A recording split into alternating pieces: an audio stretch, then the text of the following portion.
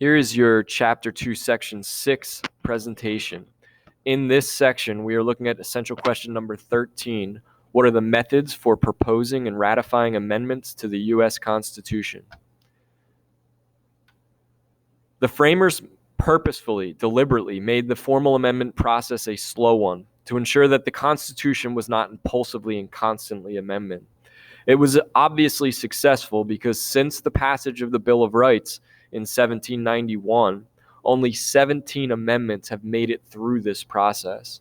There have, however, been many informal amendments through judicial interpretation, social, and cultural change. Article 5 creates a two-stage process for amending the Constitution, a proposal stage and a ratification stage. It provides two ways to accomplish each stage. Amendments can be proposed by a two-thirds vote of both houses of Congress, or amendments can be proposed by two-thirds of the state legislatures requesting Congress to call a national convention to propose amendments. The second possible way to propose amendments has never actually been used. It has, however, been used by some states to force Congress to act. For instance, they could request that a few states could come around and request that Congress call a convention, and in order to avoid having to call that convention, Congress might pass an act to make it happen.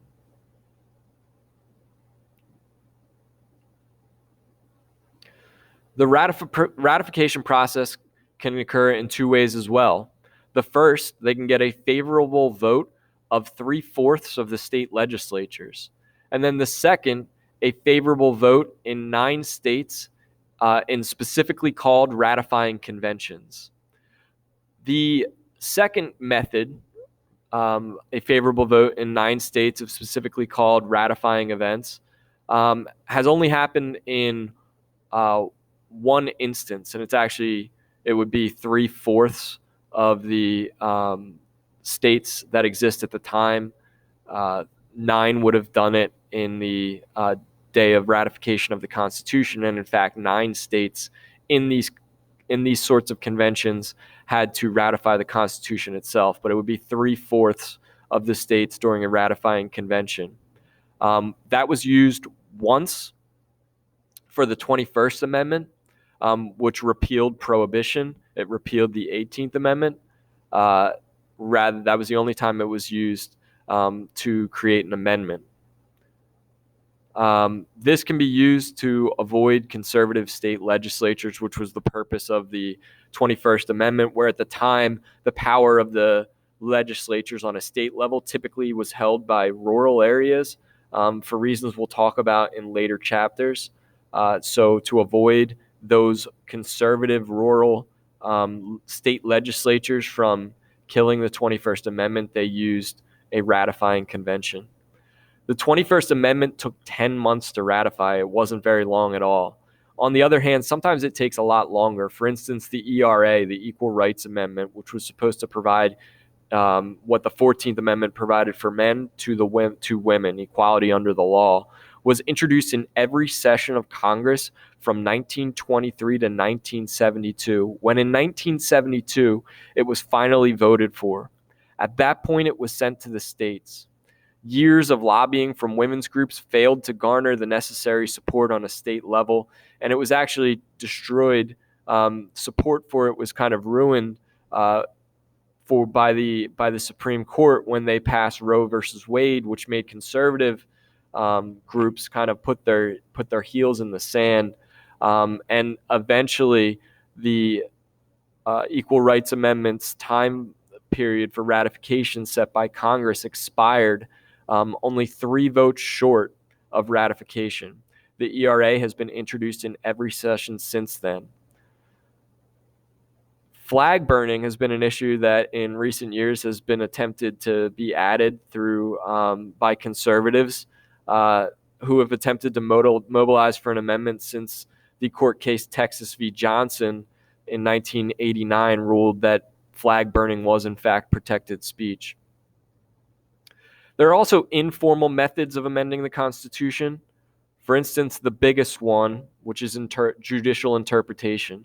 Judicial interpretation or judicial review was made possible by Marbury versus Madison, where the court made clear what many, including Madison, would have suggested already existed, but kind of grasped the power once and for all, that it is emphatically the province of the Supreme Court to say what the law is. And so federal courts have had the power to nullify acts of the national government as well as the state government since that time, if they think that those acts or laws are in conflict with the Constitution. This has acted as a powerful check on the other branches and state governments and increased the power of the and altered the meaning of various provisions of the Constitution. There's two sort of ways you can approach this. The originalists or strict constructionists believe that judicial interpretation or review should be done by looking at the original intent of the framers, evidence in the Federalist Papers or Madison's notes. That's what should govern the interpretation. But most believe that, and I say most because typically there are more lawyers and there are more judges that adopt this version, which is the living documents type of version, which believe that the framers knew that a changing society needed an elastic and flexible document, and therefore the interpretation can keep up with the times. Social and cultural change has also, over time, created informal amendments to the Constitution. This takes account for the fact that the nation has changed dramatically and in unanticipated ways since the founding. So the Constitution has evolved to accommodate these social and cultural changes. For instance, although there is no specific amendment guaranteeing women equal protection of the law, the federal courts, keeping up with the culture and society, have interpreted the Constitution to prohibit many forms of gender discrimination. So therefore, the cultural and social change has driven the interpretation change. Social change has also led to informal constitutional changes at times of strife. For instance, the New Deal. The New Deal was the government taking on a more and more powerful role at the expense of the state governments.